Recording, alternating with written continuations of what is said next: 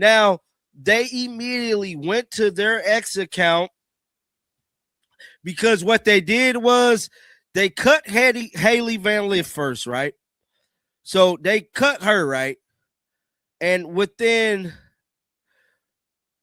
like 10 minutes of them cutting, well, within an hour, they put this up, adding a cloud to our sky, cloud to the shy, Tasha. $500,000. That's what the Chicago Sky just committed to Natasha Cloud on a one-year deal. And to make room for her, they waived Haley Van Lith less than an hour before the announcement went live. This wasn't a gradual roster move or a difficult decision made over weeks of deliberation. This was surgical. Cut the 2025 first-round pick, immediately replace her with a veteran who talked her way out of the league just months ago, and pay that veteran more than most starters make. The timeline alone tells you everything about how this franchise operates right now. Van Lith again, right down the paint, the floater trickles in. Haley Van Lith. Vintage HVL. Van Lith hits another tough one. She has exploded for 16 points off the bench. Yeah, straight let her go, man. Let her go. Despite an encouraging preseason, Haley Van Lith has been released from the Chicago Sky. Here's what makes this particularly brutal. Van Lith had just finished an encouraging preseason. She was getting real minutes, showing the development Chicago supposedly drafted her for in the first round last year. And remember, this is the same player the Sky protected in the expansion draft. They had the option to let Golden State take her off their hands with zero consequences, but they chose to keep her on the roster. That was less than 2 months ago. So what changed between protecting her from the expansion draft and cutting her before the season even started? But Courtney Vandersloot gets to stay unserious. I've been telling everyone for months now, small, old school pre-guards are going out the game. Look, somebody said all the best, Indiana. And no, she ain't coming over here. Sloop saying she was playing too well, LOL, she had to go. I'm so glad Raven or Fly J didn't get drafted by the trash franchise. Watch, they still gonna suck this year. I've been saying I don't think Chicago gonna do nothing. The fans noticed immediately. Within minutes of the announcement, Chicago's social media was flooded with one question that nobody in the front office seems willing to answer. Why is Courtney Vandersloot still on this roster? She's 35 years old, coming off her worst statistical season, and she's taking up a roster spot and salary cap space that could go to developing the young talent they just drafted. Van Lith is 23. She was the 20th overall pick in 2024. And the Sky just sent a message to every young player in their system: your development doesn't matter if we can sign a veteran with name recognition. Season starts, hope she finds a team that values her. She's not a bad player. She needs teams that believes in her, give her a chance to land, assign her as a backup. Sky officially the worst team in the league. Congrats. She had the highest plus minus of everyone in your most recent games. If this is for real, that is diabolical. If she had the highest plus minus in all of they last recent games, somebody said we keep Clobley and Taylor. Not bad at all. Look at how the Sky handled the announcement. They posted adding a cloud to our sky with Natasha's photo, trying to make it sound poetic and planned. Then, almost as an afterthought, they added a separate post thanking Haley and wishing her the best. That sequencing matters. It shows you what they prioritized. The exciting veteran signing gets the creative social media treatment. The young player you just cut gets the corporate goodbye template, and fans saw right through it. One comment summed it up perfectly. She had the highest plus-minus of everyone in your most recent games. If that's accurate, Chicago just waived their most effective player based on preseason metrics. Line in regards to this, because a lot of people was definitely talking about this move, and I just find this to be, they're definitely an unserious franchise at this point. Correlation said something about it. Natasha Cloud had signed with the Sky. Oh, that's why they cut Haley Van Lith. Yeah. Hold on. Let me go on Underdog. Look and see what they said. Underdog finna unload. But you release Haley Van Lith. Let's talk about what Natasha Cloud brings to this team, because that $555,000 price tag needs to make sense somehow. Cloud is a veteran point guard who won a championship with Las Vegas in 2023. She's known for her defense, her leadership, and her willingness to speak her mind. That last part is what got her in trouble.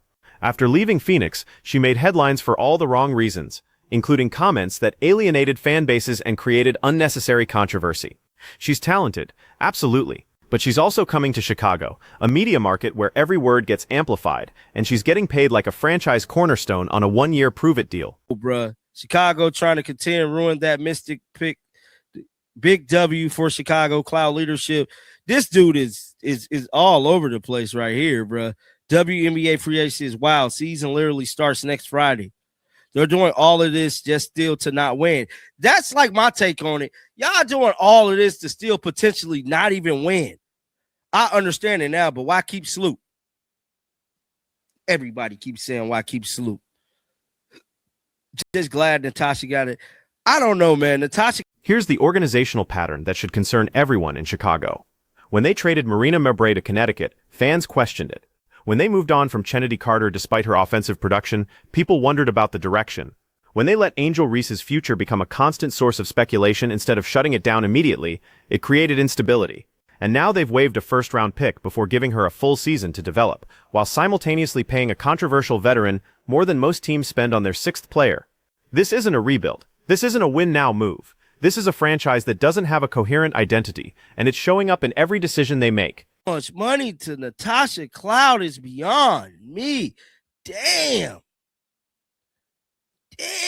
man.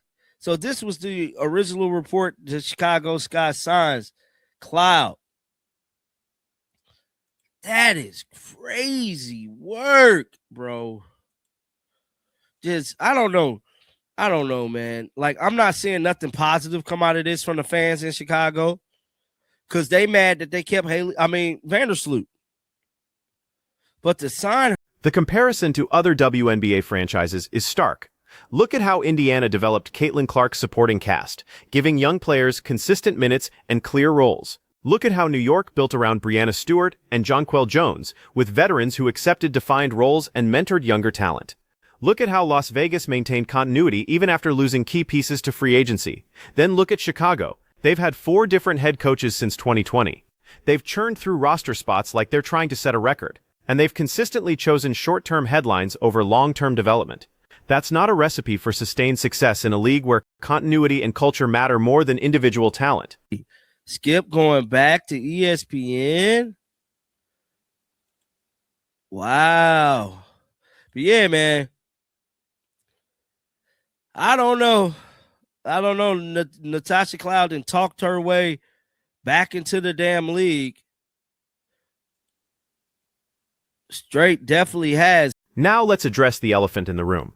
The season starts in less than 10 days. Training camp is essentially over. Chemistry is supposed to be built by now. And Chicago just completely reshuffled their backcourt rotation, bringing in a player who hasn't been with the team for any of the preseason preparation, who doesn't know the offensive sets, who hasn't built the on-court relationships that make teams functional.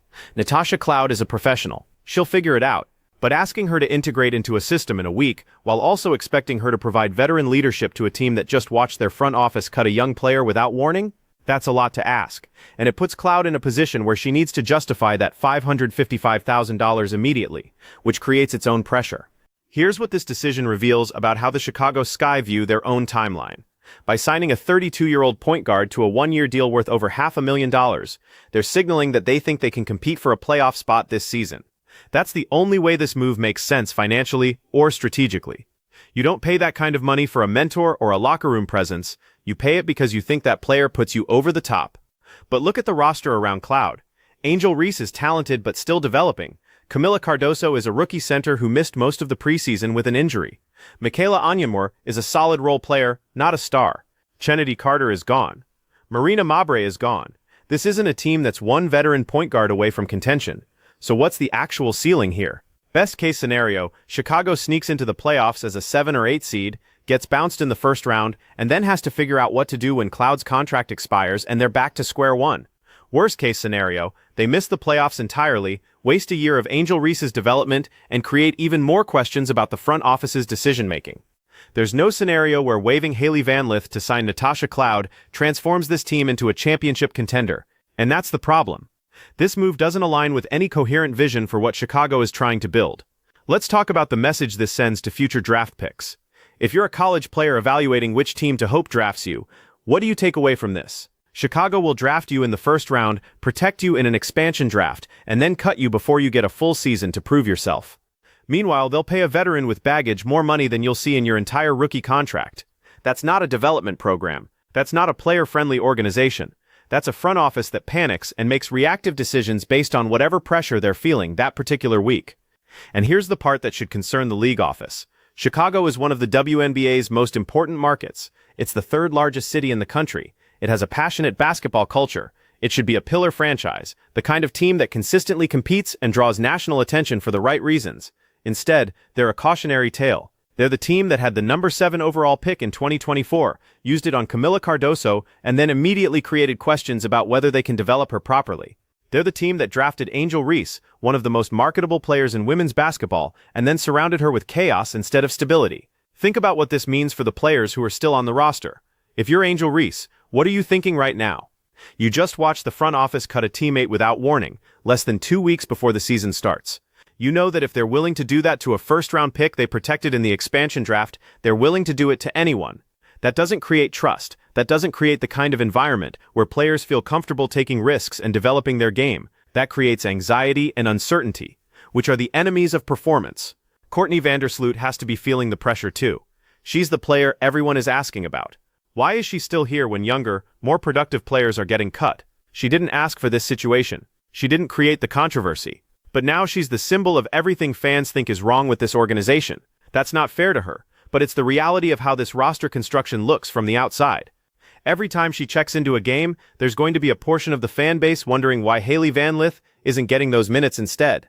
And what about Natasha Cloud herself? She's walking into a situation where the fan base is already divided about whether signing her was the right move. She's replacing a player who had support from a vocal portion of the fans. She's getting paid more than almost anyone else on the roster, which means expectations are sky high from day one. And she's doing all of this in a city where the media will scrutinize every comment she makes, every interview she gives, every social media post she publishes. Chicago isn't Phoenix. The spotlight is brighter, the pressure is higher, and the margin for error is smaller. Cloud has the personality to handle it, but it's still a lot to navigate while also trying to learn a new system and build chemistry with new teammates. The broader question is whether this kind of roster management is sustainable in the modern WNBA. The league is growing, salaries are increasing, fan engagement is at an all-time high. But with that growth comes higher standards. Fans aren't just showing up to watch basketball anymore, they're invested in the narratives, the roster construction, the front office decisions. They're comparing their team's management to other franchises and asking why their organization can't get it right. Chicago is finding out that you can't just make moves for the sake of making moves.